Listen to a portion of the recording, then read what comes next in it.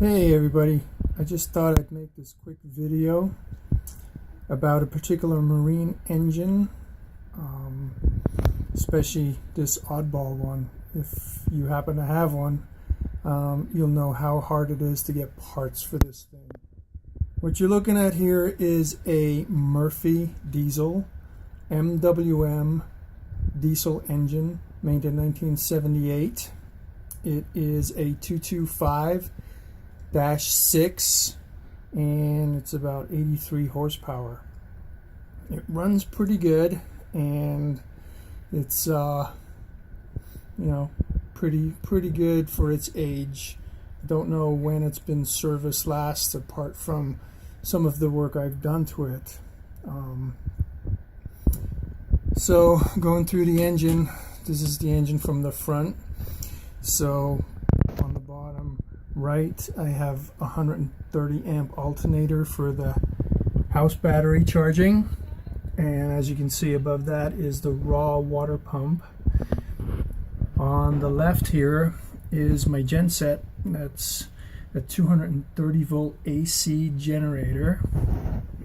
In the back over here you can see the Motorola. I think it's a 105 amp alternator, and that's just for charging the start batteries. The water pump here I've had to have rebuilt. It's impossible to find a new one. In fact, it's pretty hard to find anything for this engine. Oil filters, manifold with cooling.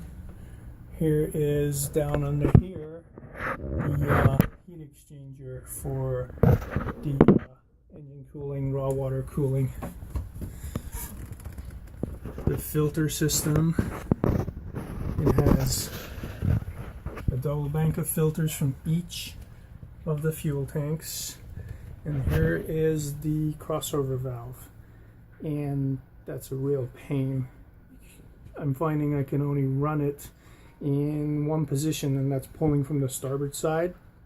When I flip it over to pull from the port tanks, I get air in the system, which is unfortunate, so I can only run it with it in the one position. So here we have the raw water intake and the starter motor. Starter motor is a 4 horsepower 12 volt unit, and it takes 2 start batteries to start this engine. 2 12 volt 880 cold cranking amp batteries together to start this motor. So if it doesn't start up on the first couple of tries, your batteries are too low to start it and you're stuck. But when she's running, she's not bad. She does need a valve adjustment, and I'm hesitant to do that for the simple reason that finding gaskets for the valve covers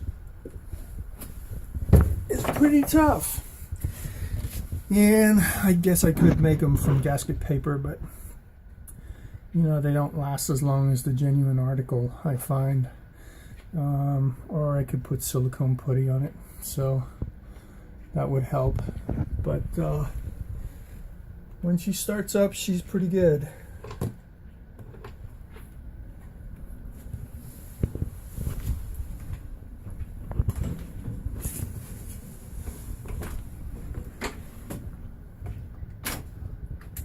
So one of the other features of the engine is this rear alternator that is hooked up to the prop shaft. So when she's in gear, she's also pulling power, or giving out power should I say, and then when she's not under engine and motoring, the prop spinning from the boat under sail helps generate some power.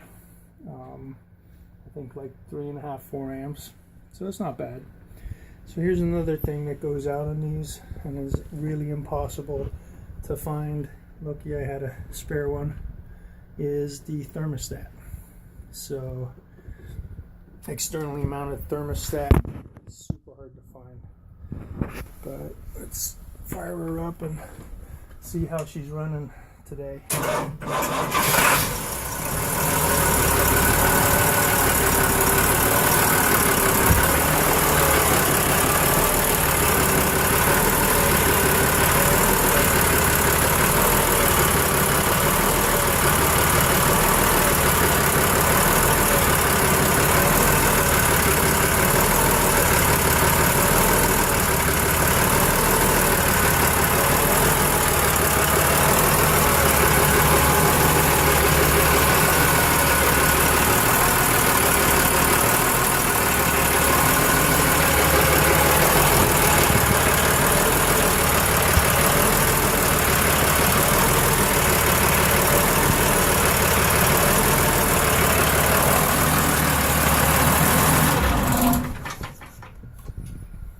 So, seems good, sounds good.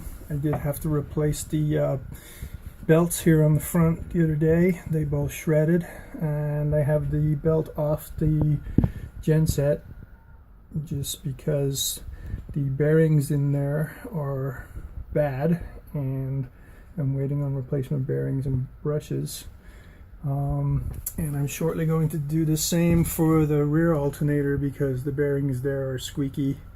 And I'm going to take it out of the system till I get the spare parts or have it rebuilt.